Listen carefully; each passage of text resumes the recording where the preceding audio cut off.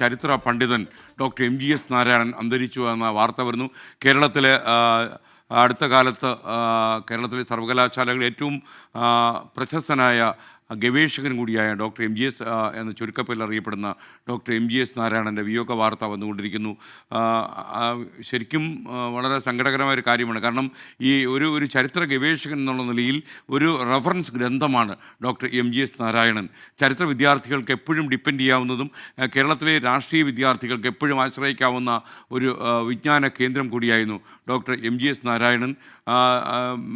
പലപ്പോഴും കേരള സർവകലാശാലയിലെ ചരിത്ര വിദ്യാർത്ഥികളൊക്കെ ഡോക്ടർ എം.ജി.എസിനെ കുറിച്ച് വാതോരാതെ സംസാരിക്കുന്നത് എൻ്റെ വിദ്യാർത്ഥി ജീവിതത്തിൽ ഞാൻ കേട്ടിട്ടുണ്ട്. പ്രശസ്ത ചരിത്രകാരൻ കൂടിയാണ് ഡോക്ടർ എം.ജി.എസ്. നാരായണൻ.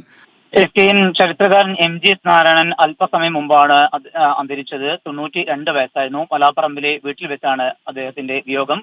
ഏറെ നാളായി ആരോഗ്യ പ്രശ്നങ്ങൾ ഉണ്ടായിരുന്നു. വാർദ്ധക്യ സഹജമായ അസുഖങ്ങളെ തുടർന്ന് കഴിഞ്ഞ ദിവസങ്ങളിലൊക്കെ വിവിധ ആശുപത്രികളിൽ അദ്ദേഹം ചികിത്സയിലായിരുന്നു. പിന്നീട് അതിൽ നിന്ന് മുക്തി നേടുകയും അതിനുശേഷം വീട്ടിലേക്ക് കൊണ്ടുവരികയും ചെയ്തിരുന്നു. ഇപ്പോഴാണ് വളരെ വേഗത്തിൽ പിന്നീട് അദ്ദേഹത്തിന്റെ ആരോഗ്യനില മോശമാവുകയും വീട്ടിൽ വെച്ചുകൊണ്ട് തന്നെ അദ്ദേഹത്തിന്റെ വിയോഗം സംഭവിക്കുകയും ചെയ്തത്. നമുക്കറിയാം, ഏറെ വിവിധ വിഷയങ്ങളിൽ അദ്ദേഹത്തിന്റെ ചരിത്രപരമായിട്ടുള്ള ഇടപെടൽ, അതുപോലെ തന്നെ അദ്ദേഹത്തിൻ്റെതായിട്ടുള്ള പഠനങ്ങളും കൂടാതെ അദ്ദേഹം നടത്തിയിട്ടുള്ള വിവിധ സമര മേഖലകളിൽ ഉൾപ്പെടെ അദ്ദേഹത്തിൻ്റെതായിട്ടുള്ള സാന്നിധ്യം ഉണ്ടായിരുന്നു. അങ്ങനെയെല്ലാം പല മേഖലകളിലും അദ്ദേഹം വളരെ ശ്രദ്ധേയമായിട്ടുള്ള ഇടപെടൽ നടത്തിയ ഒരു വ്യക്തി കൂടിയാണ്.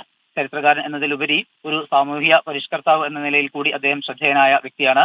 പരപ്പനങ്ങാടി പൊന്നാനിയിൽ, മലപ്പുറം ജില്ലയിലെ പൊന്നാനിയിൽ 1932 ഓഗസ്റ്റ് 20 അദ്ദേഹം ജനിച്ചത്.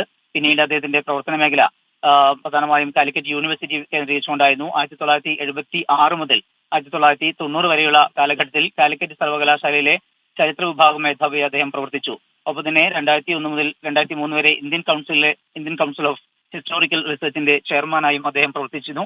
അങ്ങനെ വിവിധ മേഖലകളിൽ അദ്ദേഹത്തിന്റെ ശ്രദ്ധേയമായിട്ടുള്ള ഇടപെടൽ ഉണ്ടായിട്ടുണ്ട്.